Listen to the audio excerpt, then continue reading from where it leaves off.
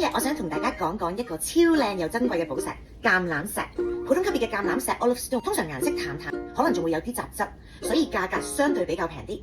但係寶石級嘅橄欖石 Peridot 就完全唔同啦，佢嘅顏色鮮豔，透光量極好，幾乎冇雜質，無論係做首飾或者收藏都勁有價值。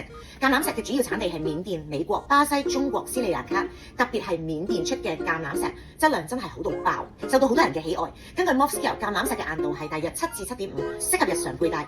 講到價值，大家可能問點解大粒嘅橄欖石咁貴嘅？其實越大，顏色越鮮，雜質越少，佢嘅價值就越高。因為揾到一塊完美無瑕嘅寶石級嘅橄欖石真係好難，所以佢就變得特別珍貴啦。除咗靚，橄欖石仲有好多好處，聲稱可以帶嚟正能量、提升自信、減壓同埋促進心靈健康。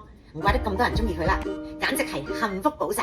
佢仲係8月嘅 Birthstone 嚟㗎，佢嘅正能量同埋寓意可以幫你吸引幸福同快樂。今日嘅分享就到呢度啦，如果你有任何問題就可以留言或者直接 inbox我哋下條片再見，拜拜。